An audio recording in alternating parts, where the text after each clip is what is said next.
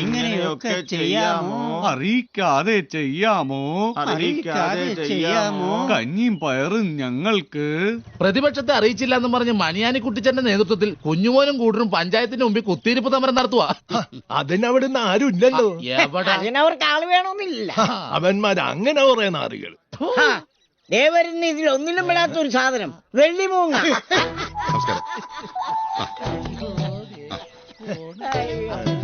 വാ, നമുക്ക് ചീറ്റടിക്കാം.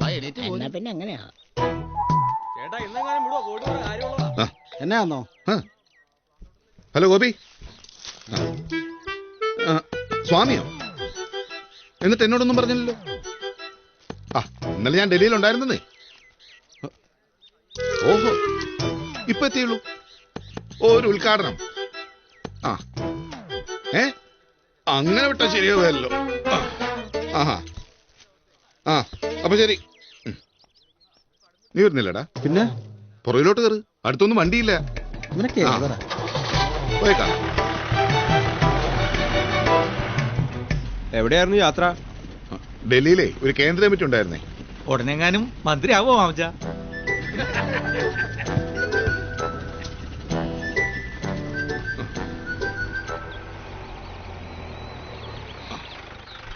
മാമച്ച പൈസ വേണ്ട, നീ വെച്ചോ. നാണല്ലോ, വെള്ളിയും വെള്ളിയിട്ട് നടന്നോളും. വലി വലി, എന്റെ അപ്പനെ കുറെ വലിപ്പിച്ചല്ലേ. മക്കളെ, ഇത് പിടിച്ചേ. കടയിലൊന്നും ഇല്ലായിരുന്നടാ. തെണ്ടൽ കഴിഞ്ഞ് വന്നോ വെള്ളപ്പാറ്റ? നീ നാട്ടുകാരെ പറ്റിക്കുന്ന പോലെ ഈ പിള്ളേരെ പറ്റിക്കല് നടക്കത്തില്ല എന്റെ മാമച്ച.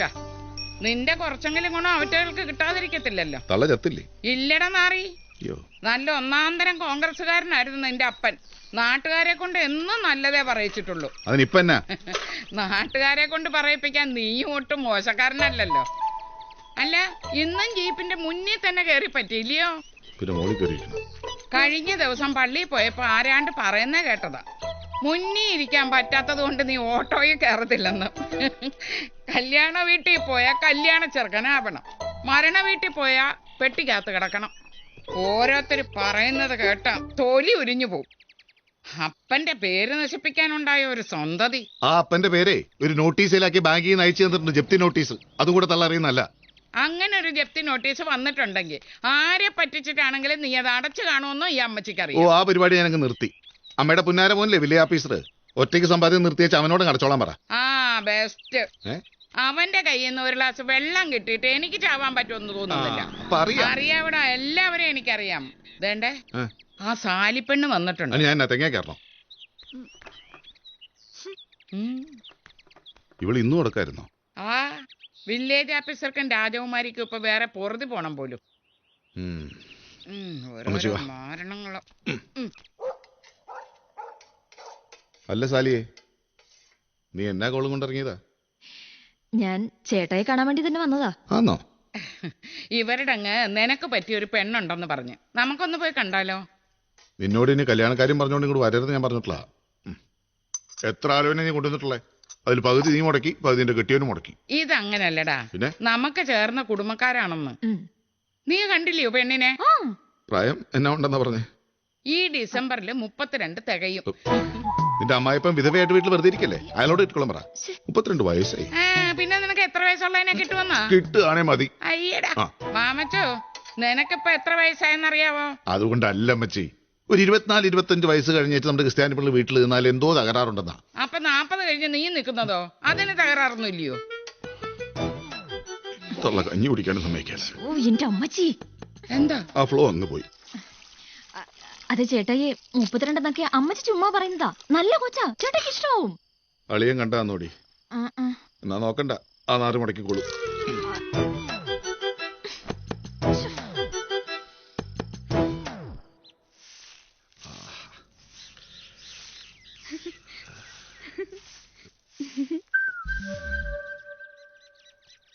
വേണ്ട വേണ്ട, ഞാനില്ല.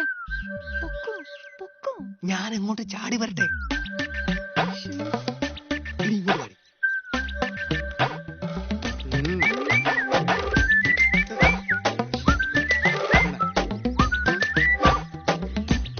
മന്ത്രി ഇവകനെ പൂ അലർജിയാണോ?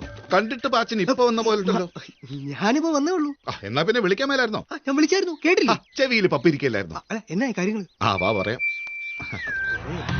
എടാ, ഓ, ജോസ് ഇനി അടുത്ത കാലത്തൊന്നും തല പൊക്കുകയല്ല. അത് കൂട്ടുപണിയിൽ ഞാൻ ഇന്നലെ വിട്ട് കൊടുത്തേ. ഞാനൊരു കാര്യം ചോദിക്കട്ടെ, നിങ്ങക്ക് ഈ ജോസിന്റെ പപ്പും പുടയും പറിക്കാൻ നടക്കാതെ ഒരു വാർഡ് മെമ്പറെങ്കിലും ആയിക്കൂടെ? എടാ പാച്ച, വെറുതെ ഒരു വാർഡ് മെമ്പറാൻ വേണ്ടിയല്ല ഞാൻ രാഷ്ട്രീയത്തിൽ ഇറങ്ങിയത്. അതൊന്നും ഞാൻ സ്വപ്നത്തിൽ പോലും ആഗ്രഹിച്ചിട്ടില്ല. അല്ലാതെ നാട്ടുകാര് സമ്മതിക്കാനിട്ടല്ല. നീ നോക്കിക്കോ, കേരളത്തിൽ ഏതെങ്കിലും ഒരു മുന്നണിയിൽ DNC കയറുന്ന ദിവസം മാമച്ചൻ ഡൽഹിക്ക് പറക്കും. അതൊക്കെ നമുക്ക് പിന്നെ പറക്കാം. ജോസിനുണ്ട് നല്ലൊരു പണി ഒപ്പിച്ചിട്ടുണ്ട്. ഇത്ര പെട്ടെന്ന് വേണോ? വേണം. ഈ നാട്ടുകാർ ഇന്നേ വരെ കാണാത്തൊരു സാധനം.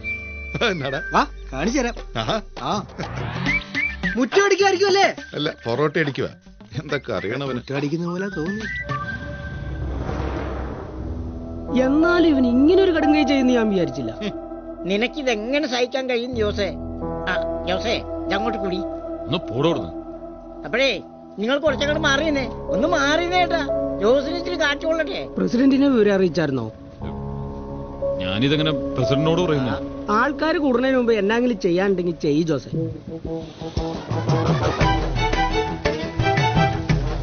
ഏതായാലും ഇങ്ങനെ ഒരു സംഭവം നമ്മുടെ കവലയിൽ ആദ്യമാണ്. എന്ത്? അവിടെ എന്താ ആൾക്കൂട്ടോ? ജോസിന് വളഞ്ഞു വെച്ചേക്കണം. നമസ്കാരം. എന്താ ഇവിടെ ഒരു ആൾക്കൂട്ടം? കർത്താവേ, മാമച്ചൻ ചത്തോ?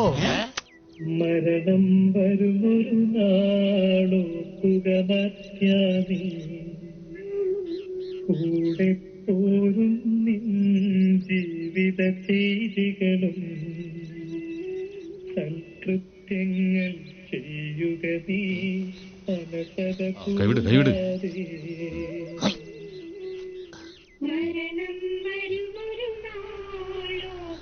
പുള്ളിക്ക് എന്നാ പറ്റിയതാ? നെഞ്ചുവേനായിരുന്നു. ഇയാൾക്കൊരു ചെറുക്കല്ലേ ചാപ്പി? അവൻ എവിടെന്ന് ആർക്കറിയാം. പണ്ട് കുഞ്ഞുട്ടിയുടെ റേഡിയോ അടിച്ചോണ്ട് പോയതാ. എത്ര മണിക്ക് എടുക്കും?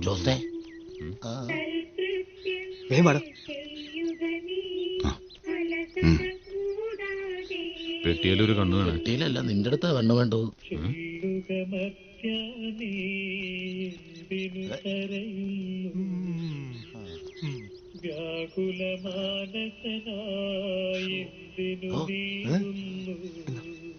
പോയി എടുക്കണോ? ജോസ് വീണ്ടും ആസായി. വേറെന്തോ വലുത് വരാനിരുന്ന. വേണ്ട, എനിക്കുണ്ട്. ശരി, പത്രാഫീസിൽ കൊണ്ട് കൊടുക്കുക. ചെല്. ജോസേ, വന്നേ. ചാർലി അറിയിച്ചോ? ഇല്ല. എവിടെയാന്നും കൊണ്ടാ? അടക്കപ്പെടാന്നാ പറഞ്ഞേ. 10 മണിക്ക് അച്ഛനെ കൊണ്ടുവരാൻ പോയിട്ടുണ്ട്. ഒരു കാര്യം ചെയ്യ്, അച്ഛനെ വിളിച്ച് അടക്ക് വൈകിട്ടത്തേക്കാക്കാൻ പറ. ചാർലി ഞാനൊന്ന് അന്വേഷിക്കട്ടെ.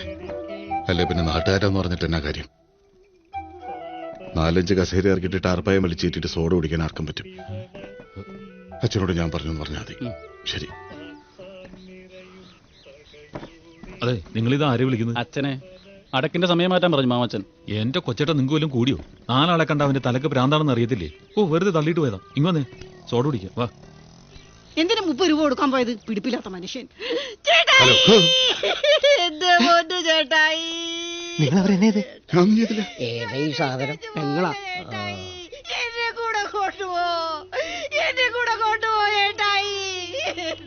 ഈ തള്ള എന്താണ് ഈ പറയണത്? അവരെ കൂടി കൊണ്ടുപോകാൻ പുള്ളി എന്താ വീക്കാലാക്കി ടൂർ പോവാണോ? ശരിക്കൊന്നും വേണ്ട, കണ്ടു പഠിച്ചോ കിടപ്പ്. അടുത്ത് തന്നെ കിടക്കേണ്ടതാ. പോടാ, എല്ലാം കഴിഞ്ഞു. ഞാൻ പറഞ്ഞാണ് നേരത്തെ. ഒരു മനുഷ്യനില്ല ഇവിടെ. അതെ. വേഗം.